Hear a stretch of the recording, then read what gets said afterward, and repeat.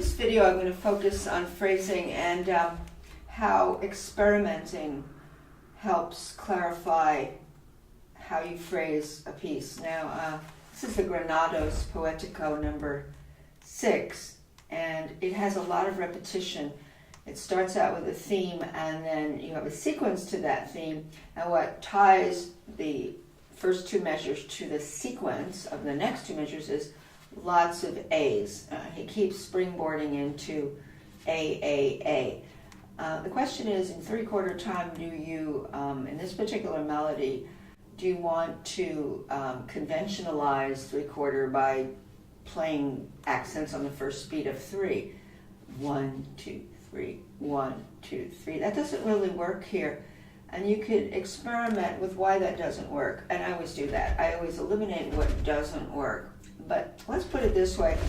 If you play this melody accenting the downbeat in 3/4 time, you're going to get this. And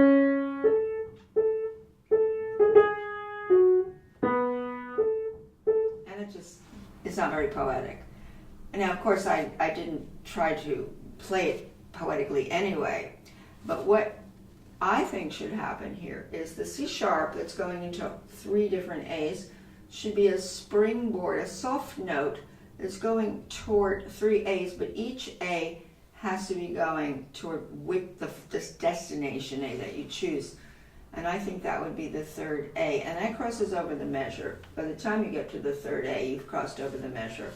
But I think of this C sharp as rolling in toward the A, but the A's having to have direction as to where they're going. 1, 2, 3.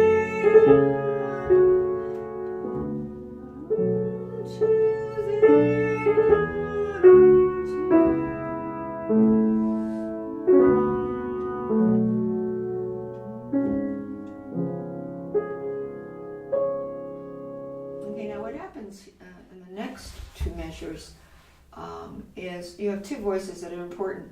You have the upstairs, which is the soprano,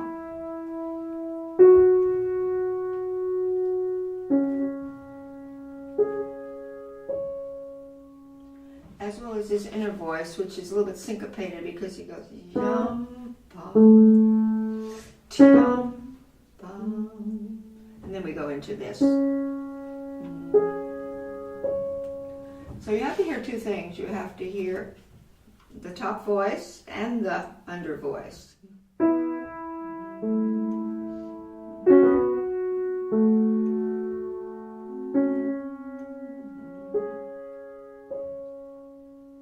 Meanwhile, the bass is giving a little thicker harmony, enriching the harmony, which is doing boom. Two different pedals here.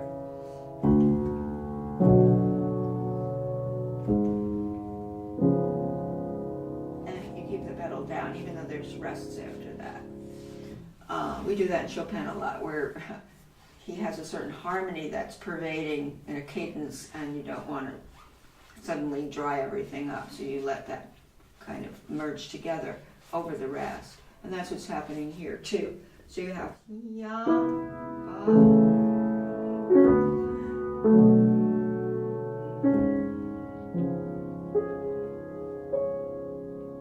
where you're listening to the decay. The decay of that C sharp is going to tell you exactly at what level the next first beat of the next measure will be. And by the way, it's coming back to the theme again. Now that's decaying, so you're going to come in on the decay here. A little more of a crescendo here. Continue the crescendo to here. Now he's getting softer.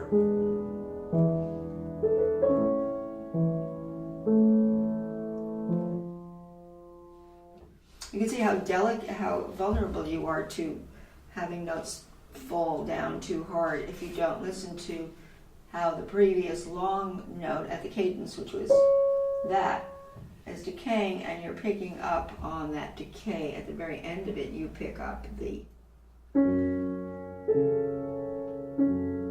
But this time he's a elaborating by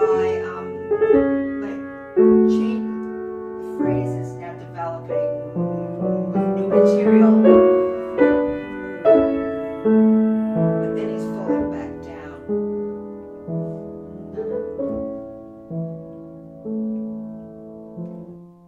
So beautiful, because you're going kind of forward and back, and you're pushing and pulling and retreating and going forward. So you have to capture that. But these decays are very important for how you enter the next measure. So if you came out of, with the pedal of course, if you came out of this, listen for the decay, come in on,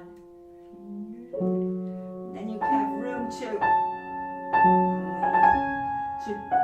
go in the direction of these A's, that they don't get stagnant.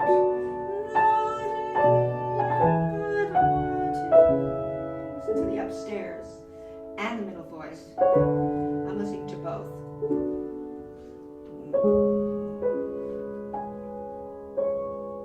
And again, that's dissolving. And the other thing is, look how many times he's saying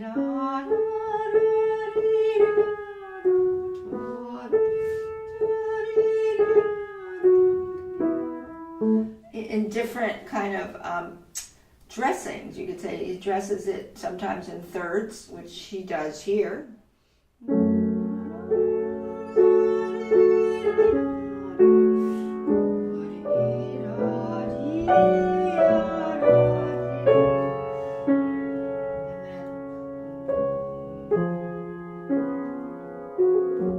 That's a big surprise, F sharp major. And that's sort of the climax there. You have to be always going somewhere in this Granados, because if you don't, you're going to get very kind of with the A's, A, and they're not going to always be moving somewhere that they need to go. And each time they really do something a little different, because they're going somewhere else. After they go C sharp, A, they do something else. As you can see here, fading off.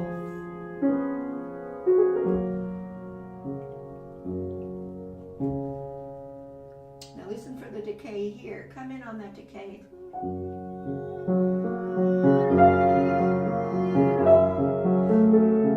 And most of the pianists who are well known for playing Spanish music, when they get to this part, they push the tempo up a little bit and make it move more. I think if it just stays at the same kind of a metronomic 3, it's just not going to work here, because there's more motion in the left hand now with arpeggios, broken chords like you'd have in Chopin, where you have a melody and some beautiful broken chords in the left hand. It has a sense of movement here, so I would probably move it a little bit forward. So if I come out of this,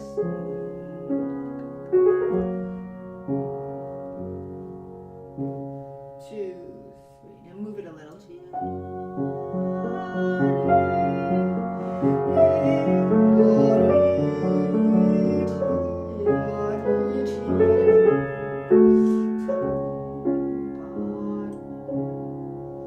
And then back to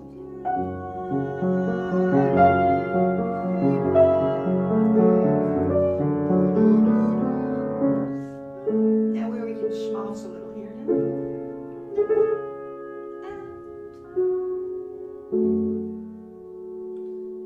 You can see that this is a very tricky piece, because, and I think the main thing is what makes it tricky is how many times does he do C sharp, A, C sharp, A, 3 times C sharp, A, 4 times C sharp, A. So each time it can't sound the same. The good news is that after he does that C sharp, A, he always has something different following it, and a different dressing of, or voicing, you could say.